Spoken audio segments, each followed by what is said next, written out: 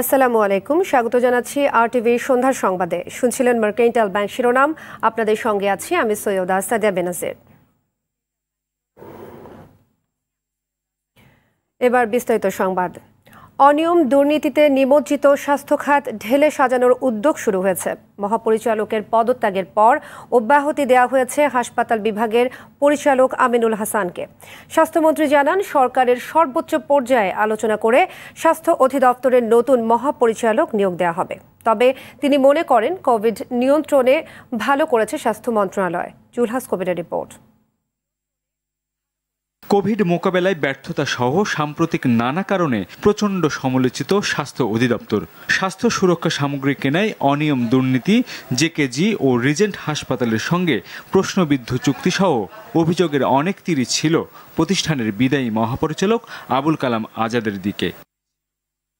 তীব্র সমালোচনার মুখেও স্বপদ আঁকড়ে থাকার সব রকমের চেষ্টা ব্যর্থ হওয়ায় মঙ্গলবার রণে ভঙ্গ দেন তিনি। স্বাস্থ্যগত কারণ দেখিয়ে জনপ্রশাসন সচিবের কাছে পদত্যাগপত্র পাঠালে তা গ্রহণের প্রক্রিয়া শুরু হয়। আর নতুন কে নিয়োগ হবে না হবে আমাদের কাছে এখনো কোনো ইনফরমেশন নাই। এইটা আসলে প্রসেসটা জনপ্রশাসন থেকেই হবে, কারণ এটা তো অনেক বড় পদ। স্বাস্থ্যমন্ত্রী বলেন, যোগ্য মহাপরিচালক নিয়োগের জন্য প্রয়োজনে সরকারের সর্বোচ্চ পর্যায়ে কথা বলবেন তিনি। পদত্যাগপত্র যেটা গিয়েছে জনপ্রশাসন, এই বিষয়ে আগে আমাদের কাছে সব সিদ্ধান্তগুলো আসুক, তারপরে আমরা চিন্তা ভাবনা করে এবং আরও উচ্চ পর্যায়ে আলোচনা করে আমরা সেই সিদ্ধান্ত তখন নিতে পারব। দরকার হলে মাননীয় প্রধানমন্ত্রীর সাথে আমরা এই বিষয়ে আলোচনা করে নিব। অনিয়ম দুর্নীতির জন্য সমালোচিত শাখাগুলোর কার্যক্রম খতিয়ে দেখে ব্যবস্থা নেওয়ার কথা জানান মন্ত্রী। আমরাও দেখব যেখানে যেখানে প্রয়োজন পরিবর্তনের সেই বিষয়গুলো আমরা অবশ্যই দেখব। আমরা চাই যে এখানে সুষ্ঠু পরিচালনা হোক, মানুষ সেবা পাক। জানালেন, হাসপাতাল, ক্লিনিক সহ চিকিৎসা সংক্রান্ত প্রতিষ্ঠানগুলোর তদারকির জন্য নতুন একটি টাস্কফোর্স গঠন করা হচ্ছে। টাস্কফোর্স স্বাস্থ্য সেবার বিভিন্ন দিক তারা দেখবে, পরামর্শ দিবে এবং কিছু কিছু নিয়ন্ত্রণও তারা করবে। এদিকে রিজেন্ট হাসপাতালের সঙ্গে অস্বচ্ছ চুক্তি করার অভিযোগে দায়িত্ব থেকে অব্যাহতি দেওয়া হয়েছে অধিদপ্তরের হাসপাতাল বিভাগের পরিচালক আমিনুল হাসানকে। জুলহাস কবির, আরটিভি, ঢাকা। করোনা মহামারীতে দেশে পিসিআর টেস্ট কিট সরবরাহ নিয়েও চলছে চরম নৈরাজ্য। স্বাস্থ্য অধিদপ্তর ও কেন্দ্রীয় ঔষধাগার সিএমএসডির কিছু অসাধু কর্মকর্তার যোগসাজশে একটি সিন্ডিকেট বাজার মূল্যের 4 গুণ দামে কিট সরবরাহ করে বড় অঙ্কের টাকা হাতিয়ে নিয়েছে। আন্তর্জাতিক বাজারে কিটের দাম 510 টাকা হলেও তা কেনা হয়েছে 2300 টাকা দরে। আরটিভির অনুসন্ধানে বেরিয়ে এসেছে এমন ভয়াবহ তথ্য। মায়াদুর রহমান রুবেল জানাচ্ছেন বিস্তারিত। কোনোভাবেই থামানো যাচ্ছে না স্বাস্থ্য খাতে অনিয়ম দুর্নীতি। এই খাতের ঠিকাদারদের মাফিয়া মোতাজ্জেরুল ইসলাম মিঠু এখনো ধরাছোঁয়ার বাইরে। জনশ্রুতি আছে, তাকে কাজ না দেয়ায় সম্প্রতি কেন্দ্রীয় ঔষধাগারের পরিচালককে পদ ছাড়তে হয়েছে। বর্তমান পরিচালক অতিরিক্ত সচিব আবু হেনা মোর্শেদ জামান দায়িত্ব নেওয়ার 2 সপ্তাহের মধ্যেই মিঠু সিন্ডিকেটের প্রতিষ্ঠানকে 34.5 কোটি টাকার পিসিআর টেস্ট কিট কেনার কাজ দেওয়ার অভিযোগ উঠেছে।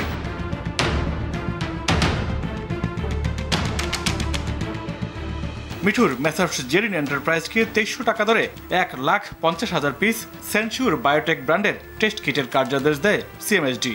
একই দরে ওভারসিজ মার্কেটিং কর্পোরেশন ওএমসিকে 1,50,000 পিস, মাইশারাও টেলসেট জেবিকে 50,000 আর স্টার্লিং মাল্টি টেকনোলজিস লিমিটেডকে 25,000 পিস কিটের কার্যাদেশ দেওয়া হয়। অথচ আন্তর্জাতিক বাজারে এই কিট বিক্রি হচ্ছে 510 টাকায়, অর্থাৎ 4টি কার্যাদেশে বাজারের মূল্যের চেয়ে প্রায় 400% বেশি দাম ধরা হয়েছে।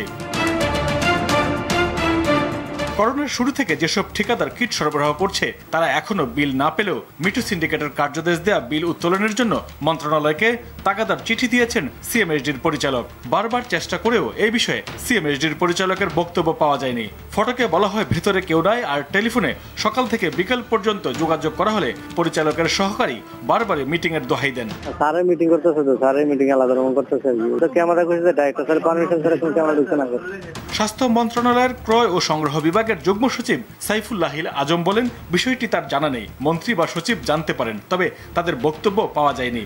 হাসপাতাল বা ডিজি অফিসের মাধ্যমে প্রশাসনিক অনুমোদনটা মূলত এখানে অনেক কিছুর হয়, সবকিছু না, মানে সামান্য কিছু। কিটটা আমাদের কাছে না, টোটালি না।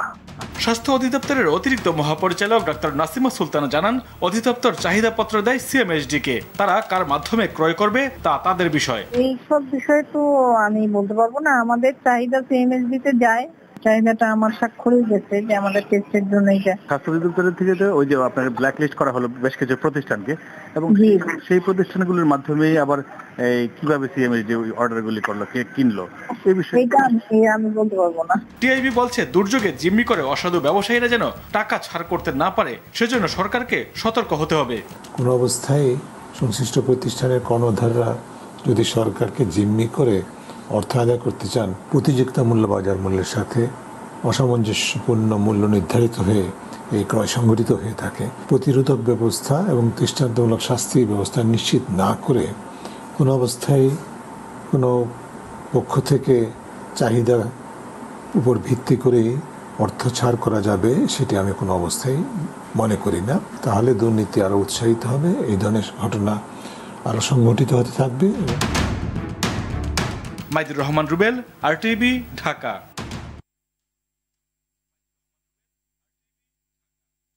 রিজেন্ট গ্রুপের চেয়ারম্যান শাহেদ করিমের উত্তরা গোপন কার্যালয় থেকে উদ্ধার হওয়া অবৈধ অস্ত্র ব্যবহারের বিষয়ে এখনও কোনো তথ্য প্রমাণ পাওয়া যায়নি বলে জানিয়েছে ঢাকা মহানগর গোয়েন্দা পুলিশ। দুপুরে ডিএমপি মিডিয়া সেন্টারে আয়োজিত সংবাদ সম্মেলনে গোয়েন্দা পুলিশের অতিরিক্ত কমিশনার মোহাম্মদ আব্দুল বাতেন এসব তথ্য জানান।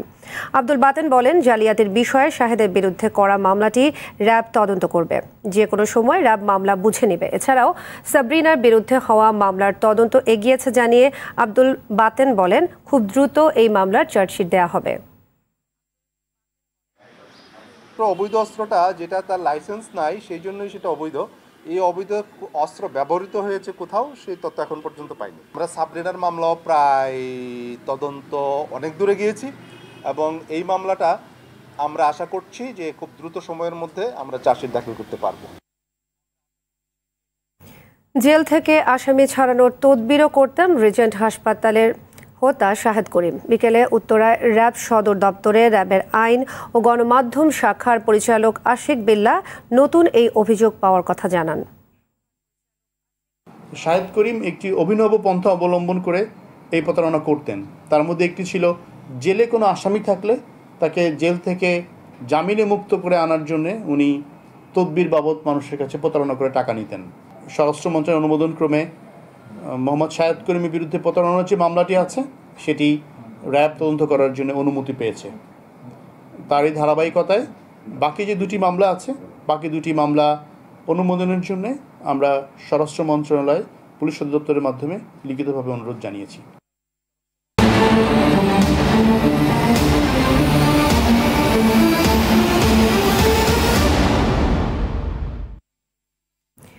চব্বিশ ঘন্টার ব্যবধানে দেশে করোনা আক্রান্ত হয়ে মারা গেলেন আরও 42 জন। এর মধ্যে সবচেয়ে বেশি ঢাকা বিভাগের 21 জন।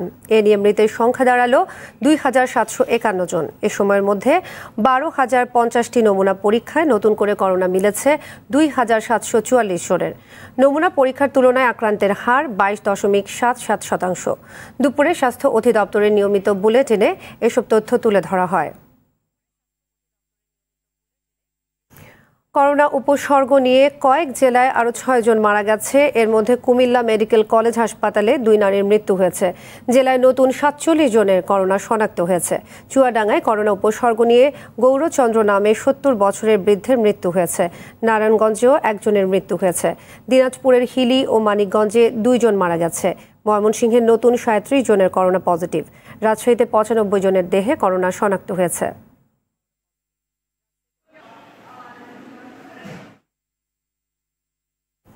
বিদেশ থেকে কোটি টাকার পার্সেল এসেছে।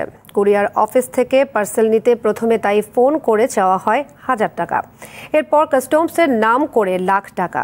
কিন্তু বহু কাঙ্ক্ষিত সেই পার্সেল আর আসে না। সামাজিক যোগাযোগ মাধ্যমে প্রতারণা করে টাকা হাতিয়ে নেয়া এমনই এক চক্রের 13 সদস্যকে গ্রেফতার করেছে সিআইডি। এদের 12 জনই নাইজেরিয়ার নাগরিক। চক্রটি ইতিমধ্যে হাতিয়ে নিয়েছে 6 কোটি টাকার মতো। শাকিবুর রহমানের রিপোর্ট। বিভিন্ন দেশের বিপরীত লিঙ্গের ব্যক্তিদের সঙ্গে প্রথমে বন্ধুত্ব হয় সামাজিক যোগাযোগ মাধ্যমে। বন্ধুত্বের সম্পর্ক পাকাপোক্তের পর ইনবক্সে পাতা হয় বিদেশ থেকে কোটি টাকার পার্সেল পাঠানোর ফাঁদ।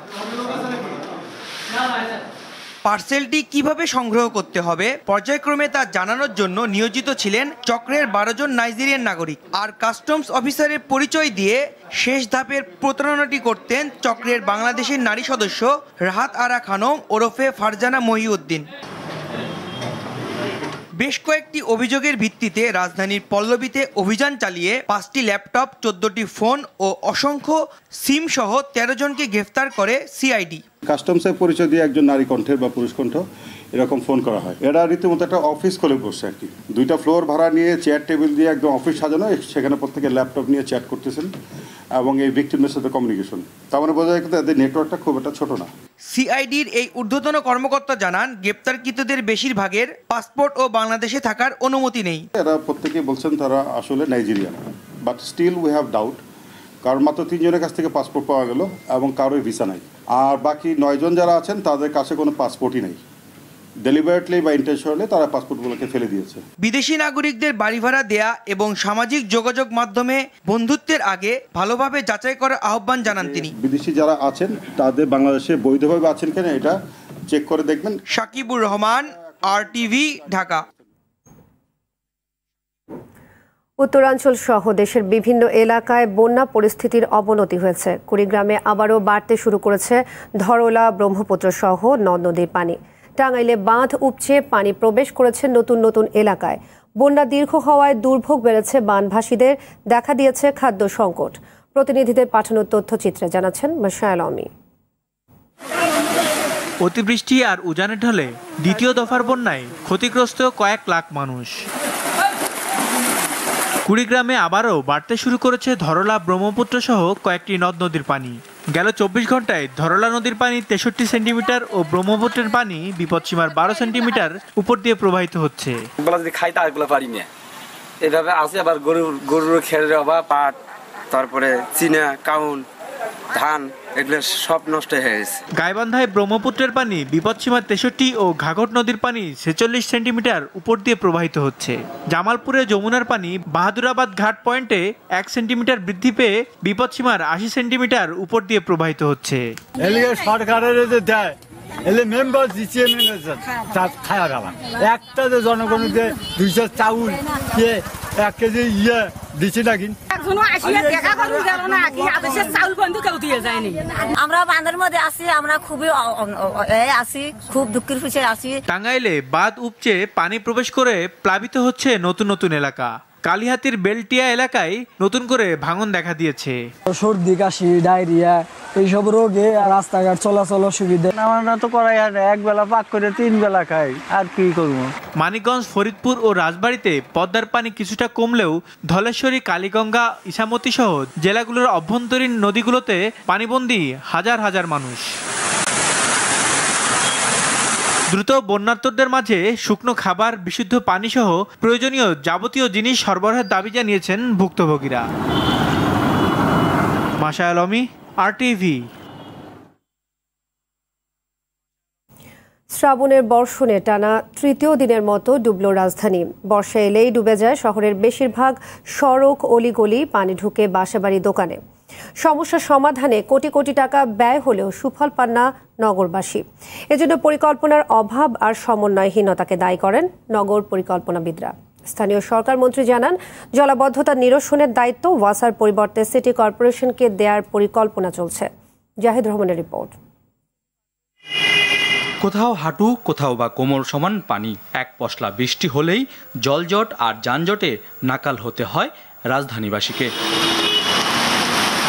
ভাঙা রাস্তায় উল্টে পড়ে কিংবা যানবাহনে পানি ঢুকে বিড়ম্বনার শিকার হন নগরবাসী। বাসাবাড়ি আর ব্যবসা প্রতিষ্ঠানে পানি ঢুকে নষ্ট হয় লাখ লাখ টাকার সম্পদ। বর্ষা এলেই এই নিয়তি যেন রাজধানীবাসীর কপালের লিখন। অথচ জলাবদ্ধতা দূর করতে রয়েছে একাধিক সরকারি সংস্থা, যাদের প্রতি বছর কর দেন নগরবাসী। তবে সমস্যা সামনে আসতেই অন্য প্রতিষ্ঠানের গাড়ে দায় চাপাতে তৎপর হয় কর্তৃপক্ষ। আমাদেরকে এই short term, mid term long term 3টা পদ্ধতিতে আমাদের পানিগুলো নিষ্কাশন করতে হবে। শর্ট টার্ম অলরেডি আমরা করে ফেলেছি, বাকিগুলো করব, কিন্তু আলটিমেটলি সারফেসে ড্রেনের পানি খালে নিয়ে খাল থেকে নদীতে নিতে হবে এবং এটাকে বাস্তবায়ন কিন্তু আমাদের করতে হবে। জলাবদ্ধতার জন্য দায় এড়িয়ে যাওয়া সংস্কৃতি অনেকাংশে দায়ী বলে মনে করেন এই নগরবিদ। অনেক প্রকল্প হয়েছে এবং প্রকল্পের নামে অনেক অর্থেরও অপচয় হয়েছে, শুধুমাত্র সমন্বিত কর্মধারা তৈরি হয়নি, জনসম্পৃক্ত আচরণ নিশ্চিত করা যায় নাই এবং পরস্পর দোষারোপের সংস্কৃতিকে আমরা দীর্ঘায়িত করেছি। বছরের পর বছর ধরে চলা এই সমস্যা সমাধানের উপায় খুঁজতে আবারও সেবা সংস্থাগুলোর সাথে বৈঠক করেন স্থানীয় সরকার মন্ত্রী। তাদের বক্তব্য অনুযায়ী যে কথার তথ্যগুলো আমরা পেয়েছি, মূল বক্তব্য হলো যে পানি নিষ্কাশনের ব্যবস্থা এখানে যেটা আছে এটা মোটামুটি ভালো আছে। নদীর পানির উচ্চতা বৃদ্ধি হওয়ার কারণে ঢাকা শহরের পানি আপনার নদীতে যাচ্ছে না, তো সে কারণেই আপনার এখানে এই আজকে বিভিন্ন জায়গায় আপনার রাস্তাঘাট ডুবে গেছে, এই কথা তারা বলতে চাচ্ছে। তাদের এই সত্যতাগুলো আমরা এখন যাচাই করব। পরে ঢাকার 2 মেয়র ও ওয়াসার ব্যবস্থাপনা পরিচালককে নিয়ে রাজধানীর পাম্প হাউসগুলো সরজমিনে পরিদর্শন করেন মন্ত্রী। জাহিদ রহমান, RTV, ঢাকা। দেশীয় প্রজাতির মাছকে বিলুপ্তির হাত থেকে রক্ষা করতে সংশ্লিষ্টদের আরও কাজ করে যাওয়ার নির্দেশনা দিয়েছেন প্রধানমন্ত্রী শেখ হাসিনা। সকালে গণভবনে জাতীয় মৎস্য সপ্তাহ 2020 উদ্বোধনী অনুষ্ঠানে মাছ রপ্তানি করে বৈদেশিক মুদ্রা অর্জন সরকারের লক্ষ্য বলেও জানান সরকার প্রধান। উদ্বোধনী অনুষ্ঠানে গণভবনের পুকুরে মাছের পোনা অবমুক্ত করেন প্রধানমন্ত্রী। মাছ উৎপাদন বৃদ্ধি করি, সুখী সমৃদ্ধ দেশ করি প্রতিপাদ্যে অনুষ্ঠিত হচ্ছে এবারে জাতীয় মৎস্য সপ্তাহ।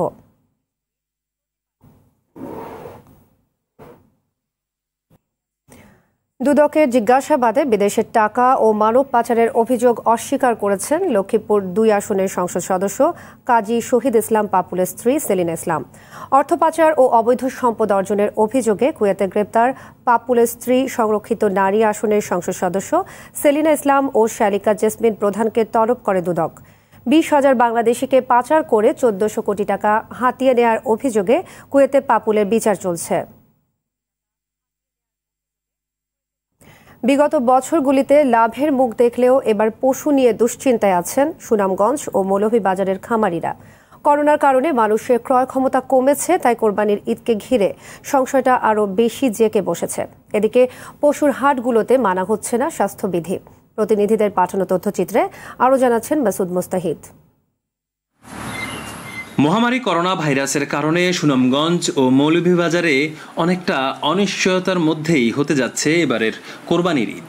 একে তো বিয়ে, মেজবান সহ বিভিন্ন অনুষ্ঠান বন্ধ থাকায় পশু ক্রয় বিক্রয় কমে বিপাকে আছেন খামারিরা। তার উপর আগের মতো পশু কেনার সামর্থ্য সাধারণ মানুষের আছে কিনা তা নিয়ে সংশয় জেঁকে বসেছে খামারিদের মনে।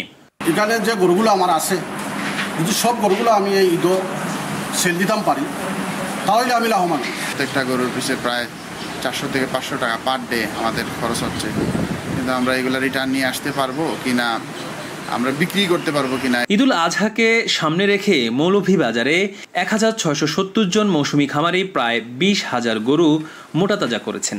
এর বাইরে ব্যক্তি উদ্যোগে আরও প্রায় 50,000 গরু মোটাতাজা করা হয়েছে বলে জানিয়েছে জেলা প্রাণী সম্পদ বিভাগ। আমরা চাচ্ছি যদি যারা গোবর ক্রয় করবেন সরাসরি কৃষকের কাছ থেকে, যাতে হাটে আমাদের পশুহাটে ভিড় কম হয়, এই জন্য আমরা তাদেরকে সাধারণ ক্রেতাকে তাদের সঙ্গে যোগাযোগ করতে বলছি। এদিকে সুনামগঞ্জে কোরবানি ঈদের আগে বন্যা হওয়ায় খামারে ব্যয় কয়েক গুণ বেড়ে গেছে বলে জানিয়েছে খামারিরা। বর্তমান দেশের করোনা পরিস্থিতির কারণে আমরা মূলত খুব শঙ্কার ভিতরে আছি, আমাদের গরুগুলো বিক্রি করতে পারবো কিনা। একদিক দিয়ে বন্যায় ঘাস নষ্ট হয়ে গেছে, ঘাসের চেয়ে অনেক বেশি দাম দিয়ে সেই দানাদার খাদ্যটা কিনে খাওয়াতে হচ্ছে। চিন্তায় আছেন হাটের ইজারাদাররাও। বাইরে থেকে পাইকার না আসায় আমরা কাঙ্ক্ষিত দাম পাচ্ছি না। এখানে একেবারে শেষ বেলা, কিন্তু এখন পর্যন্ত আমাদের একটি গরু বিক্রি হয় নাই। এই গরু 70,000 টাকার দামের গরু বর্তমানে 40-45 দাম করে। আমরা গরু বেচতে পারতেছি না, কি দাবি করা বলতেছে না। সুনামগঞ্জে অনলাইনে পশু বিক্রির ব্যবস্থা করেছে প্রশাসন। জেলায় এবার 85,000 গবাদি পশু কোরবানি হওয়ার সম্ভাবনা রয়েছে বলে জানিয়েছে প্রাণী সম্পদ office. Masud Mustahid, RTV। Corona virus প্রতিরোধে বিভিন্ন স্কুল কলেজ ও ব্যবসা প্রতিষ্ঠানের সুরক্ষা নিশ্চিত করতে দেশের অন্যতম অ্যান্টিসেপটিক ব্র্যান্ড স্যাভলন নিয়ে এলো নতুন স্যাভলন সুরক্ষা সেবা। এই উপলক্ষে সংবাদ সম্মেলনে উপস্থিত ছিলেন এসিআই কনজিউমার ব্র্যান্ডসের ব্যবস্থাপনা পরিচালক সৈয়দ আলমগীর, বিজনেস ডিরেক্টর কামরুল হাসান ও বিজনেস ম্যানেজার আসিফ আহমেদ। এ সময় জানানো হয়, স্যাভলন সুরক্ষা সেবার অধীনে স্যাভলনের দক্ষ টিম বিভিন্ন প্রতিষ্ঠানের ইন্সপেকশন করবে।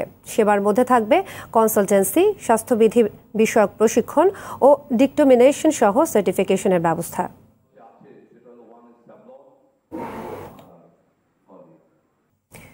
চিরনিদ্রায় শায়িত হলেন আরটিভির সুনামগঞ্জ স্টাফ রিপোর্টার আবেদ মাহমুদ চৌধুরী। আসর নামাজের পর আরপিন নগর জামে মসজিদ প্রাঙ্গণে জানাজা শেষে আরপিন নগর গোরস্থানে তার দাফন করা হয়। সুনামগঞ্জ পৌর মেয়র নাদের বক্ত ছাড়াও স্থানীয় রাজনীতিক, আইনজীবী ও সাংবাদিক সহ সর্বস্তরের মানুষ এতে অংশ নেয়। সকালে হঠাৎ অসুস্থ হয়ে পড়লে হাসপাতালে নেয়ার পথেই মারা যান আবেদ মাহমুদ। মৃত্যুর আগের দিনও আরটিভির সংবাদে লাইভে যুক্ত ছিলেন তিনি। মৃত্যু পর্যন্ত তিনি সুনামগঞ্জ প্রেস ক্লাবের সহ সভাপতির দায়িত্ব পালন করেন। তার মৃত্যুতে আরটিভি পরিবার গভীরভাবে শোকাহত। দর্শক, করোনা ভাইরাস নিয়ে আতঙ্কিত হবেন না, সতর্ক হন। নিজে পরিচ্ছন্ন থাকুন, অন্যকে সচেতন করুন। এই সংকট মুহূর্তে প্রয়োজনীয় সব তথ্য নিয়ে আপনাদের পাশে আছে আরটিভি। দর্শক, করোনা হেল্পলাইন সরাসরি সম্প্রচার হয় প্রতিদিন রাত 9টায়।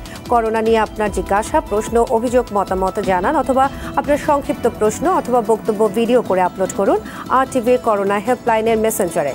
সন্ধ্যা সংবাদ এ পর্যন্তই। আরটিভির সবশেষ সংবাদ জানতে যে কোনো মোবাইল ফোন থেকে 24141 নম্বরে ডায়াল করুন। আর মোবাইল ফোনে সংবাদ দেখতে অ্যাপ স্টোর, গুগল প্লে বা উইন্ডোজ স্টোর থেকে ডাউনলোড করুন আরটিভি অ্যাপস। এছাড়া তাৎক্ষণিক ও বিনোদন সংবাদ জানতে বিশ্বের যে কোনো প্রান্ত থেকে ভিজিট করুন rtvonline.com, facebook.com/rtvonline ও youtube.com/rtvdigitals। এখন থেকে আরটিভির সব বিনোদনমূলক অনুষ্ঠান দেখতে পারবেন আরটিভি প্লাসে। ধন্যবাদ সবাইকে।